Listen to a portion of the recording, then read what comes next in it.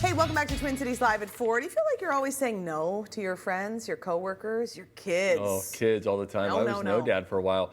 Then you might need a yes day. Made popular by a children's book, the rules are this: you have to say yes for 24 hours. That's the plot of a new movie on Netflix starring Jennifer Garner. Our movie guy, Paul McGuire Grimes, had a virtual chat with the stars to find out how they embrace wow, this idea of yes day. I've got some yes day snacks behind me that I love treating myself on. And I don't have kids, so like having yes day was like a brand new concept for me. And I had a lot of fun with this movie, so thank you. Good. You can have a yes day with anyone, just a buddy, a partner, anyone. Yeah. Exactly. We definitely, cheat day Friday, every Friday for us. It's yes day! Who's ready for yes day? Ellie wants to do your hair and makeup. I have a vision. Yes. I'm glad you're using your watercolors. Now, Jennifer, I know that you've done a yes day with your kids. What was their reaction when you said yes, and what were some of the things that you did with them?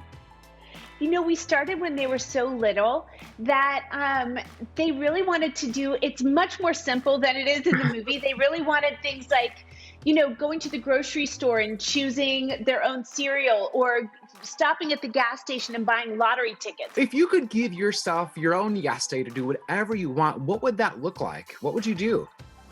You know, I would order from my favorite ramen restaurant. I would do a movie marathon.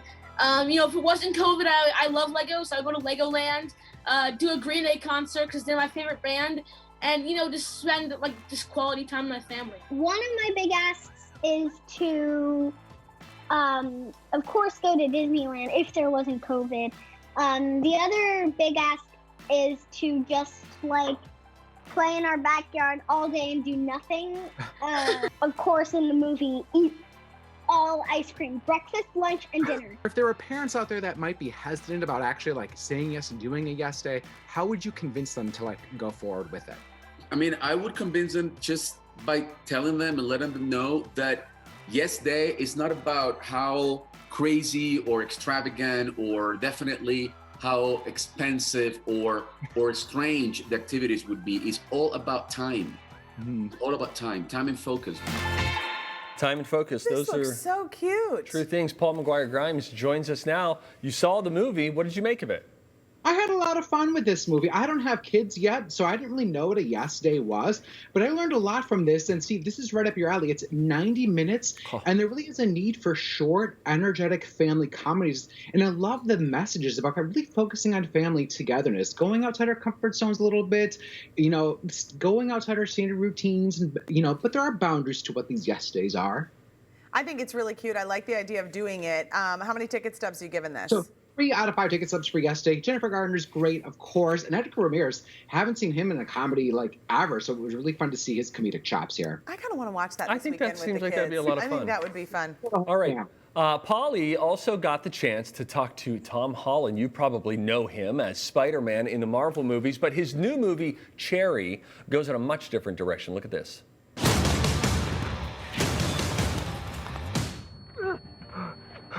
I want to know a little bit more about your military training, because I know, like, did it come easy to you given all the physical work you do as Spider-Man? Yeah, I mean, I found the fitness stuff quite easy, but for me, the technical stuff of operating the weapons and learning the strategies behind working through a firefight, treating people, while taking cover and all that sort of stuff, I found very, very overwhelming. I don't think I would make the best soldier, but that said, it was very, very informative and also very important to making the film authentic.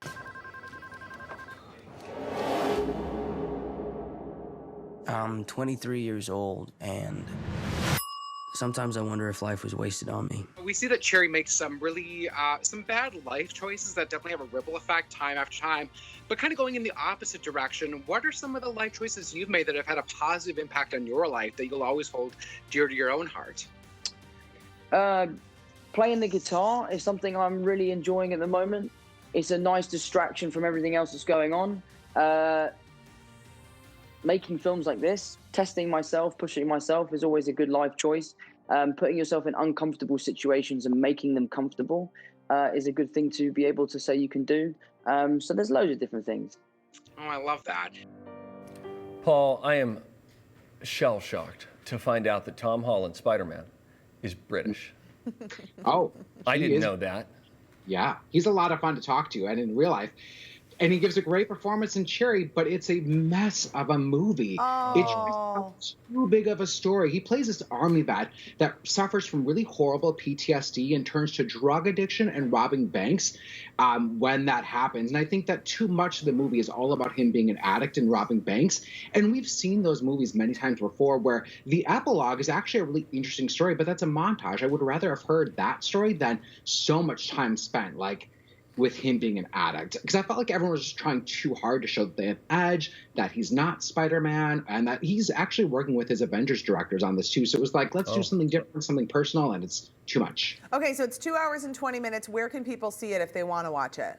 Yeah, so it's on Apple TV Plus, and yes, it is long, but I think that there are interesting things to learn about PTSD. You see him, as being in the war, and it has a very visual style. There's black and white. He breaks the fourth wall. There's freeze frame. So there's a lot of that going on. It's just almost too much. Okay, fair enough. Up to by Nico Walker. Ticket stubs. So 2.5 out of 5. I like what Tom Holland's doing, but it's too much. It's too big of a movie. All right, there you go, Paul. Unbelievable. The British Tom Holland. Listen, there were highs and lows in this conversation that none of us expected. I thought Tom Holland and Tom Hiddleston were the same person. Yeah. And I have learned otherwise. And so I feel good about that too. Thanks, Paul. Always an education when you stop by. Visit Paul's website. More education awaits. paulstriptothemovies.com. He's got updates on movies and streaming services. You can also listen to him. He's on the Colleen and Bradley Show on My Talk 107.1 every Friday. You can watch his YouTube channel too, called Paul's Trip to the Movies.